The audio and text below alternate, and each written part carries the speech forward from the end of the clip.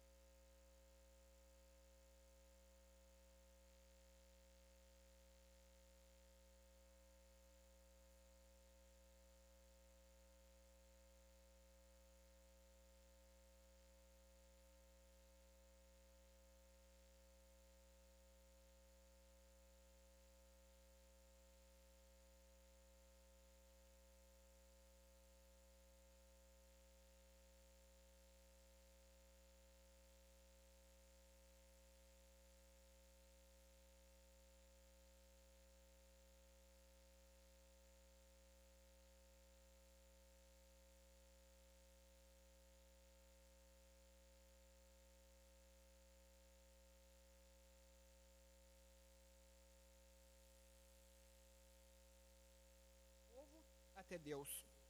E ela continua contando que eles estavam orando a respeito desse assunto. Como eles levariam adiante a mensagem de salvação e do breve retorno de Cristo a essa terra.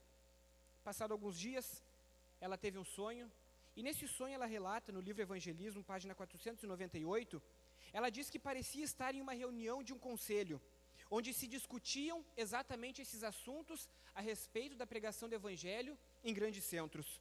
E ela diz que ela viu um homem muito sério e cheio de dignidade, e esse homem ele disse o seguinte: estão orando para que o Senhor suscite homens e mulheres de talento que se dediquem a essa obra? Vocês têm no meio de vocês talentos que precisam ser reconhecidos. Fizeram-se então várias propostas sábias, a irmã White conta, e depois foram em substância ditas pelas palavras como ela relata aqui, como ela escreveu. E aquele homem disse: chamo a vossa atenção para o talento do canto e da música, que deve ser cultivado, pois a voz humana no canto é um dos talentos dado por Deus para serem empregados para a sua glória. O inimigo da justiça faz muito caso desse talento em seu serviço, e aquilo que é um dom de Deus, para ser uma bênção às almas, muitas vezes é pervertido, mal aplicado e serve ao desígnio de Satanás. Esse talento da voz é uma bênção, uma vez que seja consagrado ao Senhor para servir em sua causa. E ela relata aqui que Satanás, ele tem muito interesse no canto e na música, porque se ele conseguir perverter isso, então ele teria muito êxito e muito sucesso na sua obra. E muitas vezes nós ficamos pensando e perguntando, mas como que nós vamos fazer para que a obra do Evangelho ela seja pregada, ela seja concluída aqui nessa terra?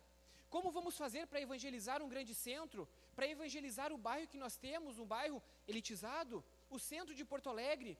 Como fazer para pregar o Evangelho e falar a respeito das boas novas da volta de Jesus?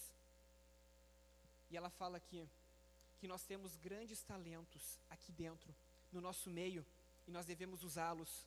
E um dos talentos que ela coloca é o talento da música.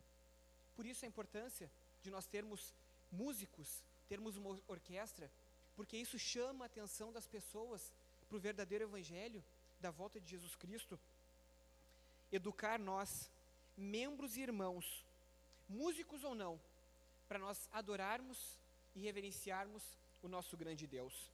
Eu fico pensando que muitas vezes nós temos dificuldades de compreender qual é o nosso papel como adoradores dentro da casa de Deus.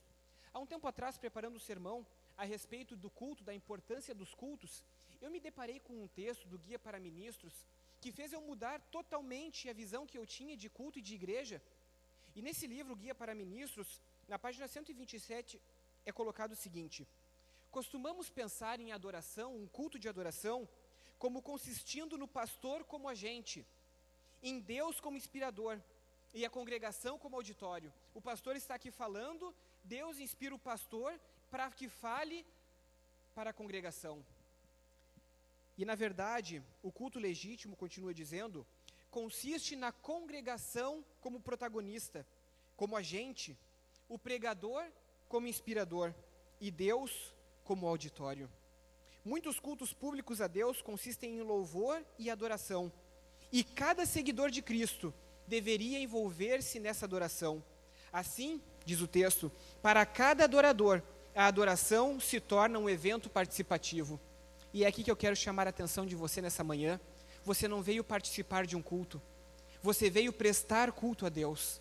E o seu louvor, a sua adoração, é que dizem a quem você serve. O louvor e adoração em gratidão, a graça de Deus no dom de Jesus. A orquestra vai tocar o hino número 208. Se você quiser acompanhar a leitura no seu inário, nós estaremos ouvindo essa música agora.